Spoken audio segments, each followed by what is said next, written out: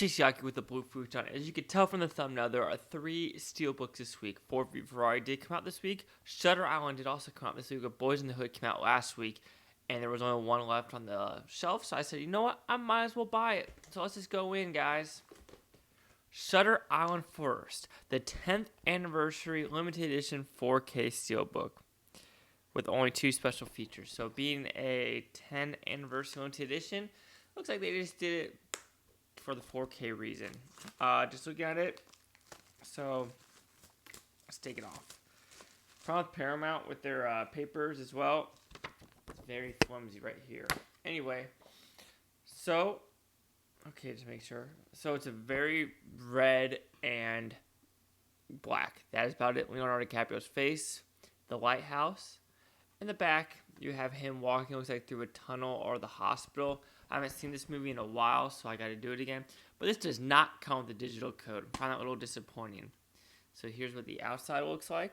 It's literally red and black. Very glossy, not matted. And if you notice through all my other things, Paramount basically does black and blue. And this is a Martin Scorsese film, Shutter Island. And the interior is, I think, that woman handcuffed, telling them to shh. But yep, this is the Shutter Island 4K release. This is an interesting release to do in 4K, actually. Paramount's also doing re-releases of Gladiator and Braveheart with Steelbooks. Stop doing that, please. I'm not going to buy those. I want you to get older Paramount releases and release them on 4K. Like, yeah, Shutter Island's a good one, but you have other ones you could do in your backlog, so please do it. Please do it. All right, next we have Boyz N The Hood, John Singleton, Cuba Gooding Jr., Ice Cube, Lawrence Fishburne. All right, so this one has a little more flair to it. Let's take this off. Actually, it's kind of thin paper as well. Don't rip, don't rip. Please don't rip. Okay, there we go.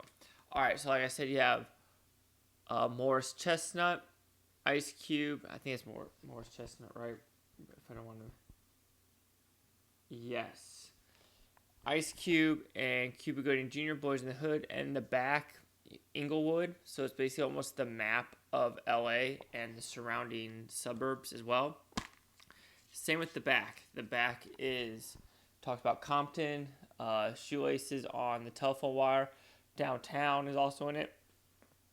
It's actually really cool where they put like the actual streets and everything as well.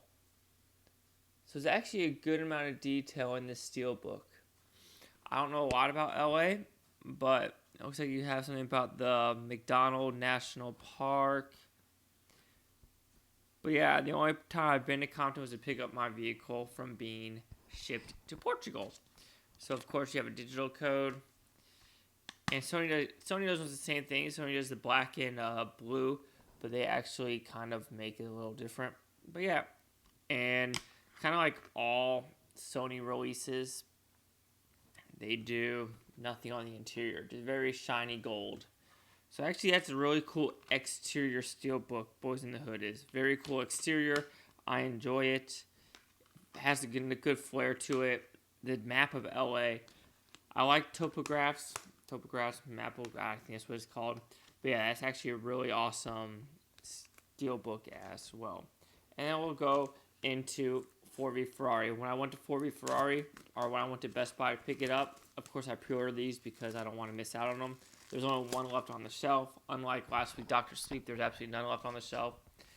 Alright, so very nice thick paper. So the front cover is like a watercolor. Very beautiful colors. Red, yellow, blue, white. 4V Ferrari. Pretty awesome colors on the back.